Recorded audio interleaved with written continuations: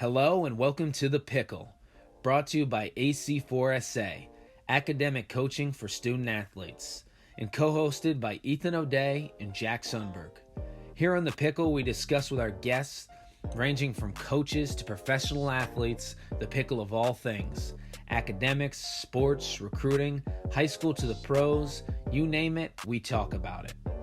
Our goal for the podcast is to give people insight into the sports world and student athletes' perspectives by sharing current and former athletes, educators, and coaches' real-life experiences. Telling stories is one of the most powerful means for leaders to influence, teach, and inspire. These stories resonate in our culture, history, and lesson learned. The Pickle brings you these stories of adversity, triumph, failure, and determination to get inspired, to take them to your school, home, life, and court. Listen, learn, share, and enjoy. Today's guest is John Van Allen from Hartford, Connecticut.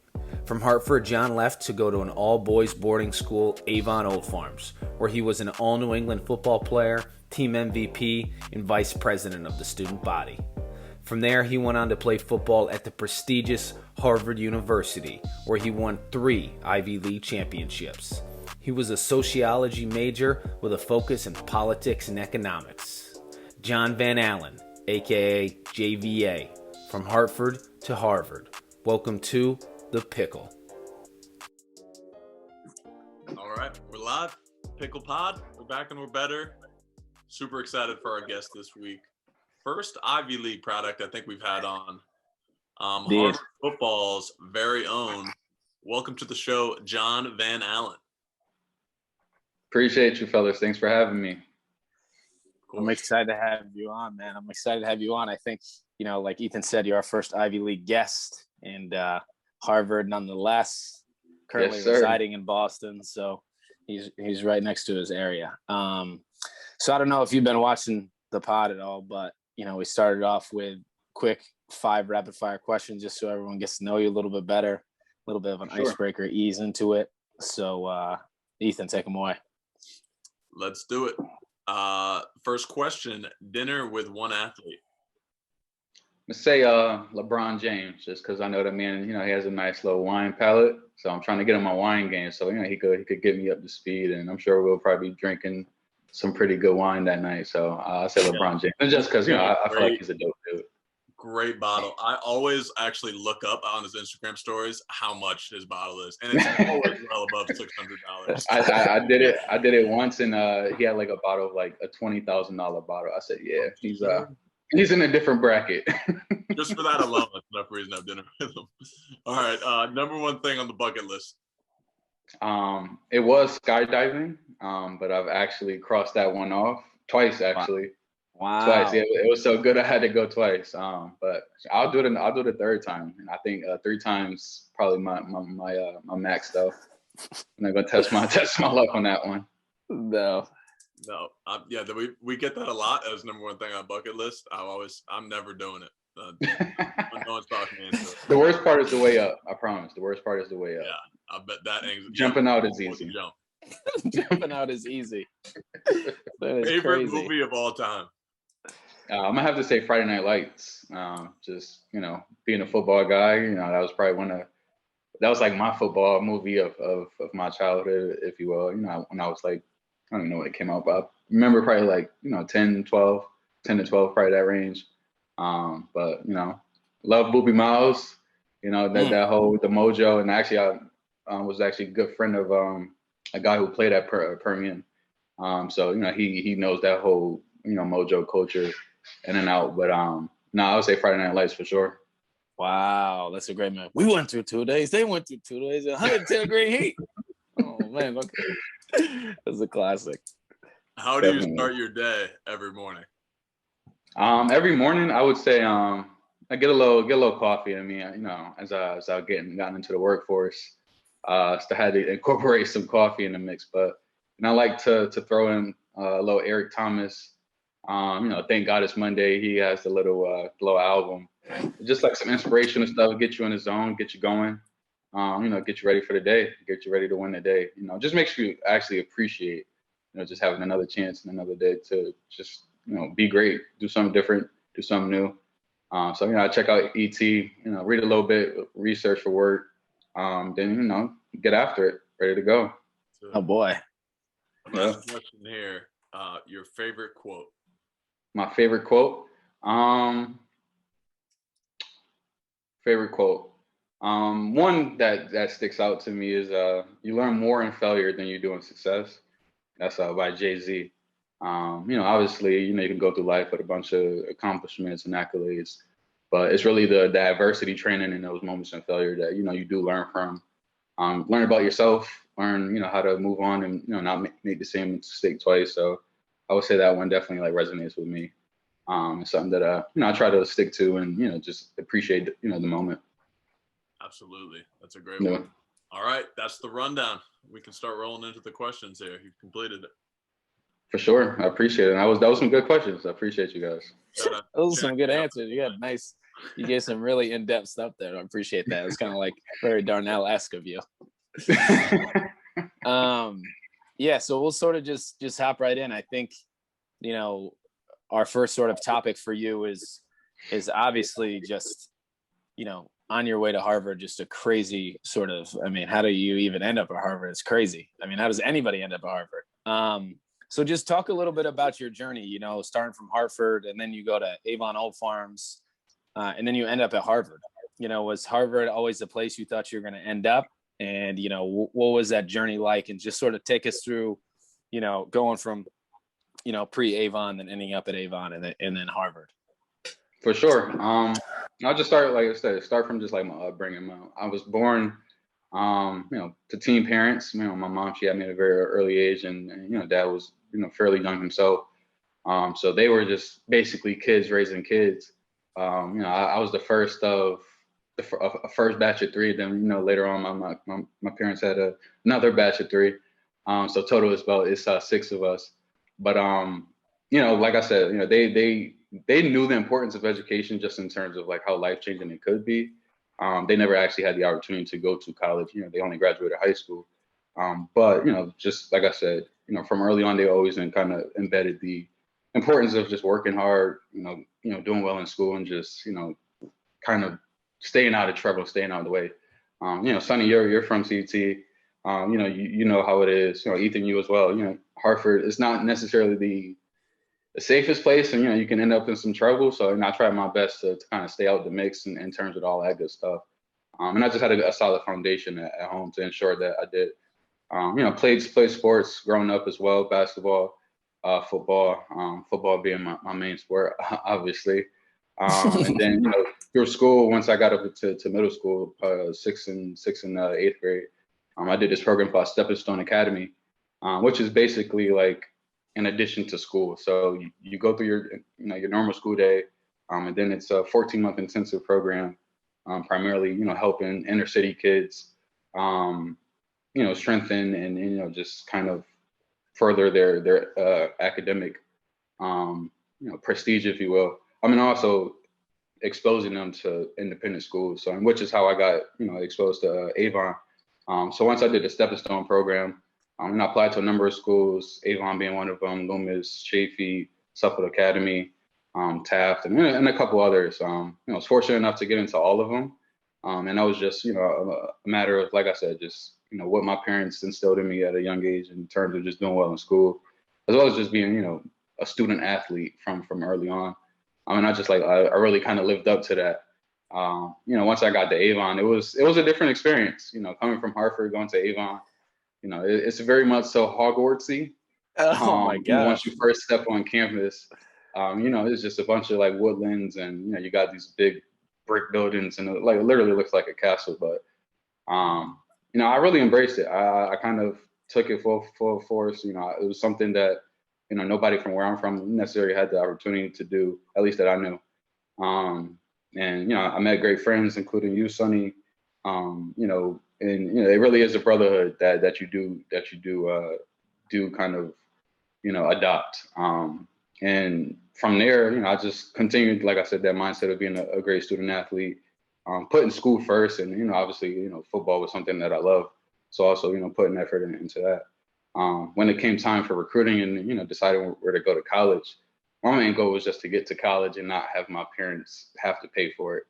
So, whether that was going to be an academic scholarship, whether that was going to be an athletic scholarship, I just wanted to get to college. Harvard was never really in the plans. I vividly remember my mom saying to me, I think this was probably in my freshman year, sophomore year. She was like, maybe you should apply to Harvard. I laughed. I just laughed because it sounded that far-fetched. I'm a kid from Hartford. Nobody I've ever met, grown from Hartford or not, has gone to Harvard. So I didn't, that wasn't like I said, I just wanted to get to college, play ball, and not have my parents pay for it. Right. So as I get into my junior year, start getting a little bit more traction recruiting wise. Some bigger schools, but then the Ivy League started to roll around. And that was really because I did focus on actually doing well in the classroom before even, doing well on the field. So that just made my recruitment process a lot simpler, not simpler, but more seamless in terms of just, attracting coaches and so on. And then Harvard came knocking at the door. And I met with Coach Tim Murphy, who's the head football coach at Harvard. And, he gave me the opportunity to come play ball at Harvard. And I was like, say less. From Hartford to Harvard. And honestly, that really, it was like winning the lottery. And it is for anyone, not just, someone from Hartford, but honestly, anybody who, who gets that opportunity to go to Harvard. It really is like winning a lottery, but, that doesn't happen if I don't pay attention in class, focus on actually achieving good grades in the classroom, as well as being, a pretty solid athlete on the field, Yeah, and just a good dude. Yeah, and just a good dude. I try to be.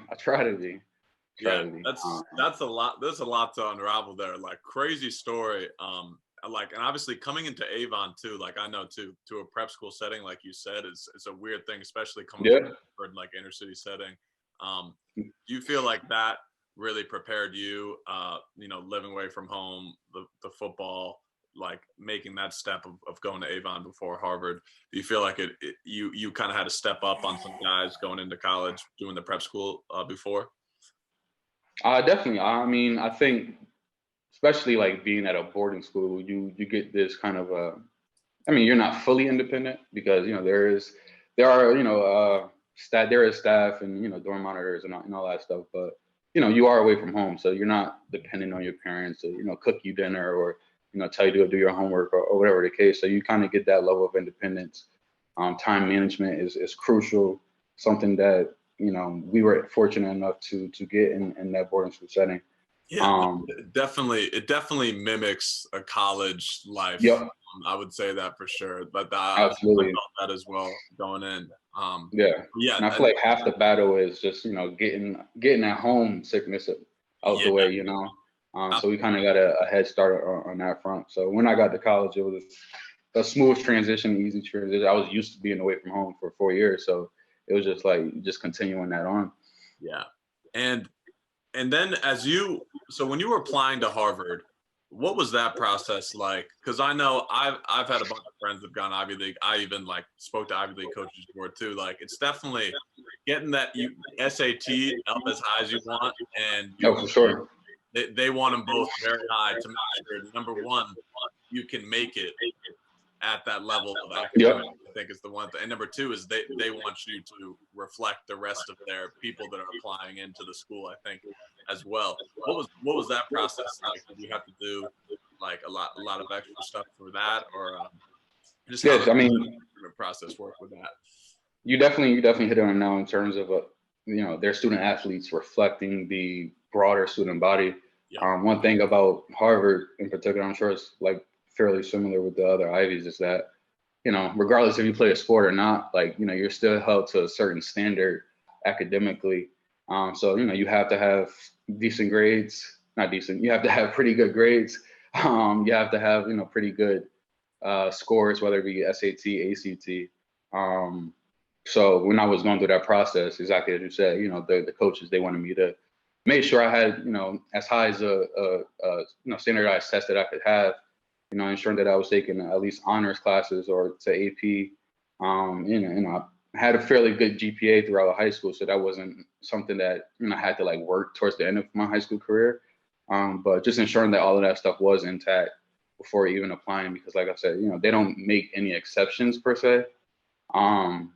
Just because you play football or you play baseball or basketball, you're applying just like a regular student. You might just have like a sponsorship, from the football program or XYZ.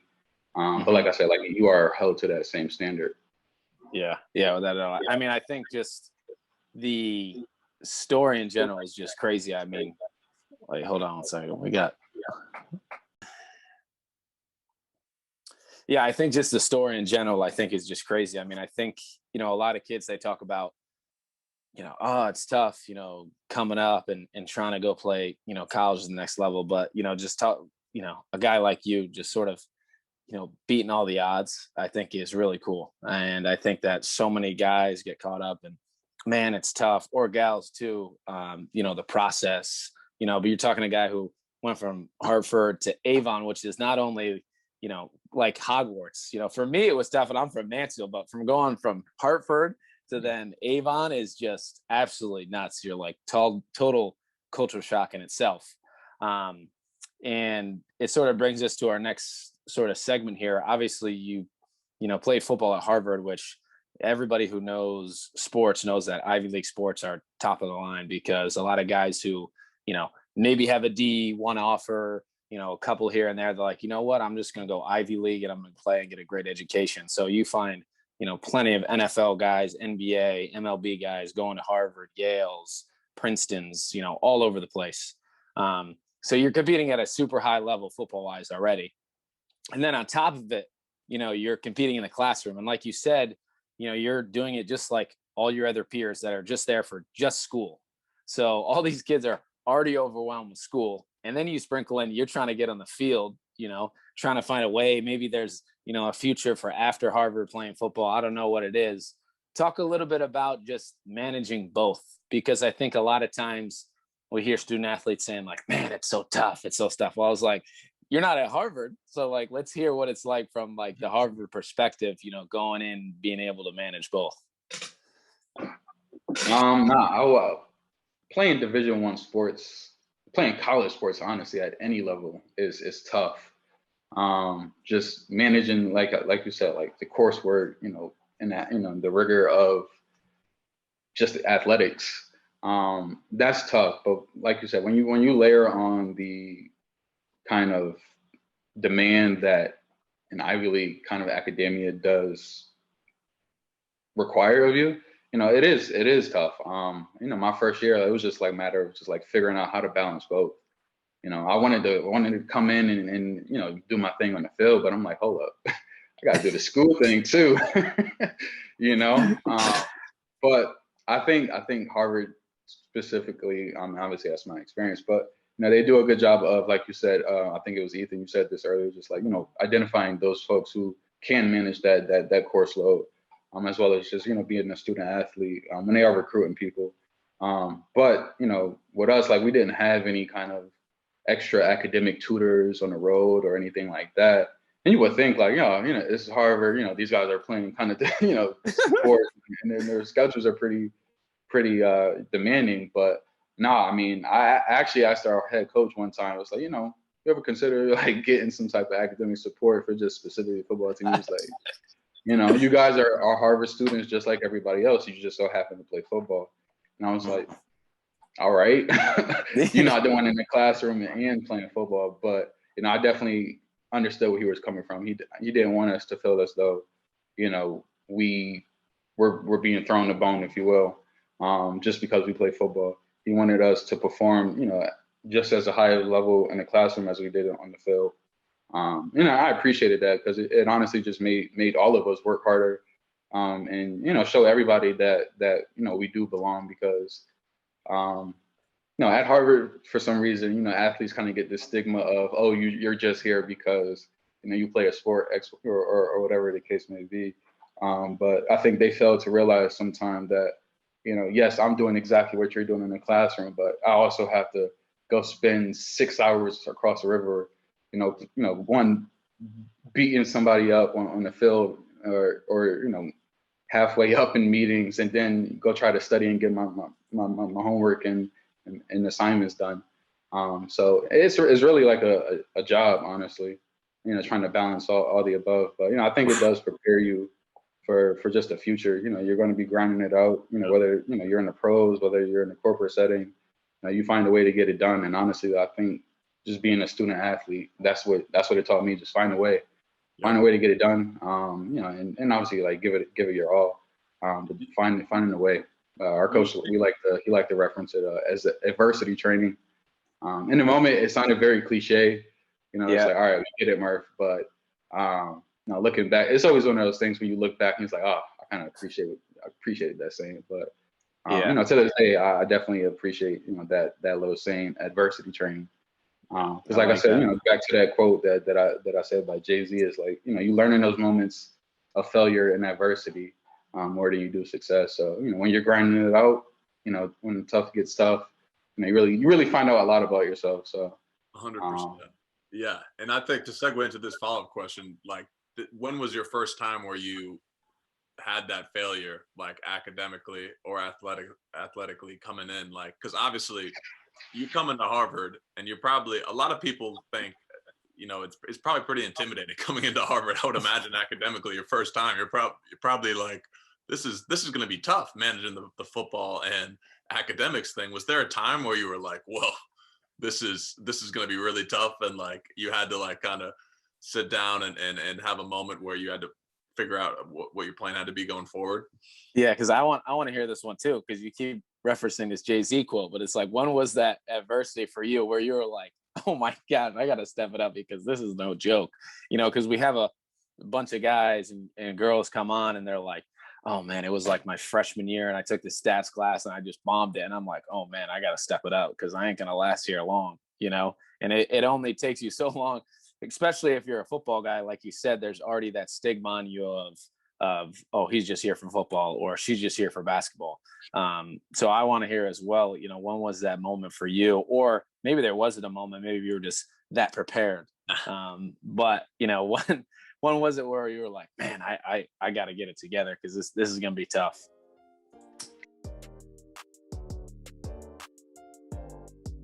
No, we all have those moments. I'm not perfect by any means. I think that moment for me didn't come though until my sophomore fall. I will say I kind of got it pretty quickly. Just having that kind of experience at Avon my freshman year, just being away from home and just managing everything. But as I kind of got into my major, I was seeing the field a little bit more. It really started to demand a lot from me. And I was starting to slack in the classroom because I was focusing a little bit more on football. And then, you add in the aspect of just like your social life. And then that's the point where you start, we call it punching. So like, you start, it's the same thing as like rushing for a frat. But we have these things called finals club. So, I started getting involved in that. And it was just like a lot of balancing acts, and something had to fall at some point. And unfortunately that it started with I got injured my sophomore year, hurt my PCL. And then I started slacking in the classroom. And, that was like a really kind of reevaluated moment. It's like, all right, like I ended up receiving my first D. I'm telling you guys here, I've never like received a grade lower than like a B minus, all the way through like high school. And then, you go to Harvard and it's like, I got a D, that's humbling. I promise you it is. It's very humbling. But, seeing that and then, just like I said, really reevaluating what was important, my priorities. I had to have a moment with myself. I had a little talking to with my mom and my dad, and it was just like, all right, let's get back on track here. Let's get back to it. We're here for school first, because, that window of being a student or college athlete only is so small. And, if you want to go to the pros, okay, that's one thing. But, you still got to worry about the rest of your life. So had to, like I said, just get back on track academically. And then obviously, recovering from an injury is its own kind of hassle in itself. So, taking that into account. I feel like that was like my setback, my humbling moment. But like I said, just really reevaluating what was important, setting straight my priorities and just getting back on track. And honestly, from that moment on, I kind of put those priorities first and, kept it tight, kept it in line, and things got better in the classroom and things also got better on the field. So yeah. my sophomore fall, that was probably my down moment, if you will. Yeah. No, it's crazy because we have a lot of people come on and they talk about, injuries, and when it's like they get injured, it was like sort of eye opening for them, and it was like, whoa, it was like I got to start thinking about it. It's like, even if I am going to go to the pros, I'm going to play 4 or 5. I mean, NFL, average guy plays for 2 years or something like that. It's like this education, especially a Harvard education, is going to set me up for life. And not only that, but things like your finals clubs, meeting people, networking, this is going to set me up for until I'm 80 years old, and maybe 100 if you live that long. But it's it's going to carry you through life. So I think that's a great point you made. And I think another great, our last sort of topic here for you was, we work with a lot of coaches, a lot of parents, and just even the student athletes. They want to know, what do I have to do to go play at the next level? Like within the classroom, do I have to do all these different clubs? Do I have to do this? Do I have to do that? We want to really hear from, Mr. Harvard himself, what is that process like, when it came to recruiting, where your grades had to be here, where you were in different clubs, people were checking in your character, what's John Van Allen like off the field? Is he a good guy? Because I think that goes into it a lot, because no coach wants to bring anybody onto their field or in their program that's going to be a hassle for people. So talk just a little bit about your recruiting process and the steps that you had to hit for, when Harvard did come along, they said, okay, he's got this, check this, and that. For sure. In high school, obviously I play sports. So, that was kind of the focus. But, I try to get involved in things outside of sports. I was a part of like student government, was like vice president of like our student body. Was involved in a number of different networking clubs. I'm not saying everybody has to do these, but I'm just saying, these are the things that I was in, and admissions ambassadors, but a dorm monitor, and just like showing and getting involved in like these positions of leadership, but also an opportunity to like see different aspects of, the school community. So it wasn't just football. It wasn't just, school government or whatever the case may be. It just showed kind of like the versatility, that I did have. Like I said, as well as like the leadership aspect, as I was taking on these different leadership roles, not just on the field, but, and just in a broader school community. And I think it all started, that aside, it really all starts with, your academic performance, especially nowadays. Like any coach that I came in contact with, I'm sure it was the same for you, Sonny, and Eden as well. It was like, how are your grades? What are your grades looking like? If it wasn't up to par, it was like, all right, well, nice meeting you. You'll be hearing from, we'll stay in touch or something like that. But, yeah, we'll stay in touch. Yeah, exactly.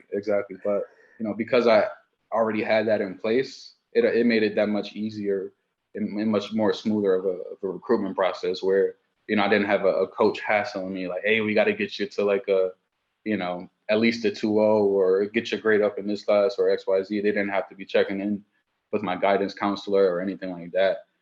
So, when they are like, reviewing a specific athlete, they already have that box checked, his academic prowess, how is he in school? Boom, we don't even have to worry about that. Are his test scores in place? Boom, we don't have to worry about that. Then you just add in all the extracurriculars, and it's like I said, it just shows the versatility outside of the playing field or court or arena, and it just makes you more of an attractive candidate. Sorry. When it does come time for the recruiting and the admissions process, et cetera. So those were some of the things that I got involved with, and some of the things that definitely did help me. But at its core, it really does. Obviously, you have to do well enough to actually get recruited and start getting some interest from coaches. But once they are on campus or do start hitting you up, like I said, the first question they ask are, how are your grades? Mm-hmm. What are those grades looking like? So make sure like those are top of the line, and it'll just provide for a smoother process down the road. Such good advice. And we talk about this with a lot of our guests, is being well-rounded. And what we say to high school athletes every time, it feels like we talk about this, try something else outside of your sport and academics. In high school, I feel like that's something that we've talked about. If you can go do a club, community service, something, like, obviously your grades and your sport is what's going to get the attention of coaches, but like, yeah, if you're trying to go Ivy or a different type of school, like, that extra stuff is only going to help you, and it's just going to make you more of a well-rounded person, and be more ready for the whole college experience too. So I think, yeah, the college or high school athletes, they get so caught up in school, SATs, sport, then that's all they put their energy into. But being able to try different things, I feel like, so important. Last couple of questions we got for you here. If being a student athlete is so hard, why even do it? That's what we've been asking to our guests lately, because a lot of student athletes in high school, I feel like they sometimes feel burnt out, and they're like, is this really worth it? To play at the next level, if I can, trying to balance these two things too. What would your answer to that be? I got one more thing before you answer that question. I think just to touch on it. No, Ethan just always trying to push me on. No, I think you just had some great stuff to say. I think about, like you said, the academics. It's just like, if it's not there, it's just they're just turning a cheek, and it's like, okay, especially at Harvard, if you're not hitting their standard, it's like, I'm not going to waste my time for this guy. It just makes no sense. And then also, I think, all those extracurriculars you did, and just being the person you were at Avon, I think, character goes a long way, because when coaches call and they say, they call a Kevin Driscoll or a Doyle or anybody, a DeTora, anybody on campus, even for me, just asking around, it's like, anytime I ask anybody, John Van Allen, it's like, what do you got on JV? It's like, I love Van Allen. He's the man. He's just the best. He's just a good dude, stand-up guy. And I think that goes a really long way, especially, going to play college sports, like at a Harvard, because, you're crazy if you think those conversations aren't going to happen. And that matters, at such a high level when you're really trying to compete, at a place like Harvard or whatever it is. But yeah, on to Ethan's question about, it's so hard being a student athlete. It's like, why even go play? It's like, why even go play football? And, so why continue that sort of process of playing your sport and stuff like that? For sure. I mean, it's not for everybody. I'll just kind of throw that out there. So you kind of like come to that realization. It's like, maybe I do love this, maybe I don't, as much as I thought I did. But that's where like the love of the game honestly comes into play, especially at the collegiate level, because high school, you're really just kind of doing it for fun. It's really kind of like with the boys, it's just fun. Yeah. But in the aspect of college, it does become more, not as much as a business as the pros, but it is a little bit more business oriented, as well as like I said, still having fun, but it's a little bit more in the line. So for me, it really came down to the love of the game. Like, I do love football even to this day. I probably want to go suit up right now just because, probably not in football shape per se, but definitely it does come down to the love of the game, whether it be football, baseball, track, basketball, whatever the case may be. But being a student athlete, like I said earlier, like, that's just that adversity training, learning about yourself in those moments of adversity, time management. It's the kind of tangible things that you take away from just that experience, not just, because I wanted to say I play football at Harvard. It's the bonds that I make with my teammates. It's the kind of how far am I willing to go for something. Just like I said, learning about yourself, the time management aspect, just kind of the determination and grit that it does provide for you. So like I said, it's not everything that is on the field. It's kind of the things that you take away from the game, and just the balancing act between both sports and academia. That's because when you get to the real world, like, you're going to be balancing so many things, whether it be your work life, or whenever the time does come, you have kids and you're trying to balance work and family, and also trying to have a social life. Like, you know, like that's some of the things that you learn to balance. Obviously, it's not the same kind of breath as football, but it's like I said, it's the balancing act at the end of the day. And just like I said, learning about yourself, how far are you willing to go to get something done, how hard are you willing to work, and you know, also how are you willing to work in the team aspect. I work in the team now, and you know, I had to learn that by playing team sports from like since the age of 9.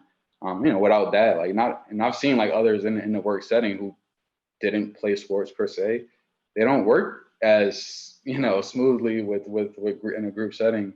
But you know, there is the tangible kind of skills that you take away from just playing sports, but as well as just being like an overall student athlete. Yeah, for sure. And I think it's such a good one. Like at the beginning, I think you're the first person to say, you know, it's not for everyone.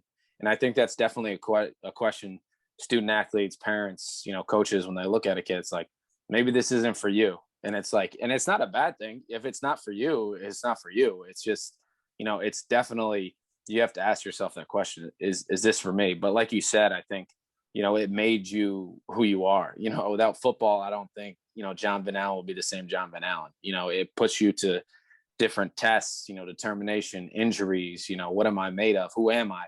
And, you know, a football setting, and especially football, it's a grind of a sport, and it puts you through tests, you know, every day on the field. You know, if you're doing an Oklahoma drill or if you're doing one-on-ones, it's like, who am I and what am I made of? Because right now I got to line up against Manwan, who's a man child, and like this dude's like, you know, 25 years old and I'm 17. It's like Eats weights, literally eats weights. Still eats weights. I know. Like, you know, who am I? And I think that goes a long way. And I think, you know, it makes you who you are. Ethan, I don't know if you have anything on that, but before I go on to this last question. I thought that was the first kind of answer we've had. Of it might not be for you. Yeah, it's 100%. You got to have that conversation with yourself if you really love the sport. And I think most times a lot of people say, you know, when they really think about it, like not playing the sports, like you can't even think about it. Like if at a certain point, the people who really want to play in college, that they all have that thought process. So well said. And we'll segue into this last question here. If you're talking to younger self, John, before, we'll say high school, maybe just a freshman at Avon, about to go through the college process, high school process too, what's the advice that you're giving to him? I'll say enjoy the experience, man. Enjoy that experience, because that window from high school along to college and just being an athlete in general is so small in the grand scheme of just life. And it honestly goes by like in the blink of an eye. So like literally, I felt like I was just playing, you know, my freshman year at Harvard, and you know, now I'm already about to be 5 years out of college. And it doesn't make sense. I was just thinking this today too. Dude, my life playing basketball, like, and I just finished my basketball career too. Is like this, like that. Like literally, you don't think of it that way when you're younger. Like it's literally at all. Huge life after it. Yeah. So So I would say enjoy the experience. You know, definitely don't take it for granted, because like I said, that window of just being an athlete in general is very short lived. You know, like you only have so many years to play high school ball, and you only have so many years to play college ball, and they go by so fast. And you know, like I said, you wake up one day and it's like, oh wow, I'm done.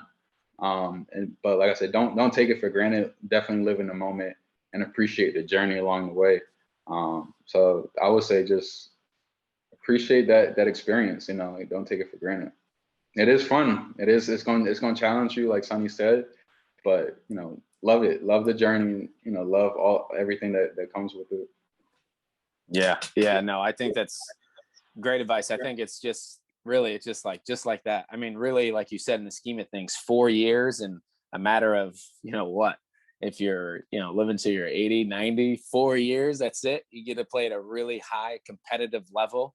It's really short. And then even if you go play beyond that, you know, Ethan played for 3 years, I'm still playing, but it's like, how many more years do I have? You know, and it's like, even if you're done playing at 30, 32, it's like, wow. And then you still have all this time of just life. So I definitely think that time is really special. And, it's so easy to say that once you're out of it. But looking back, if you could tell yourself, man, just really just be where your feet are. We hear a lot of people say that, be present, enjoy it. Because most of the time, if you're present and you're enjoying it and you're doing what you got to do, everything's going to take care of itself. But John Van Allen, folks, JVA, I mean, just we got the GOAT on here, and it was awesome having you. And I think you definitely shed a lot of light for people. And I think especially, you really put it on yourself to become who you were. It was from Hartford to Harvard. Everyone loves to say that about, John, but he really put it on his shoulders and he said, I got to be accountable and this is what I'm going to do. And, not like you said, maybe you didn't know you were going to Harvard at the end, or you didn't know where the end goal was going to be. But you said, I'm going to do everything in my power to, like you said at the beginning, get my college education paid for and just make it to college. And now look at you living in New York City, living in Boston, Harvard boy. I mean, unbelievable. Trying, man. I'm trying. The only way is up. So I'm like I said, just definitely appreciative for the journey. Everything that I've learned along the way.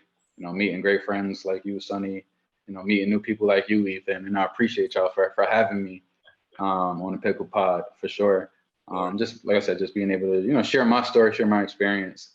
But like I said, I know what I was doing and what I'm continuing to do is bigger than me.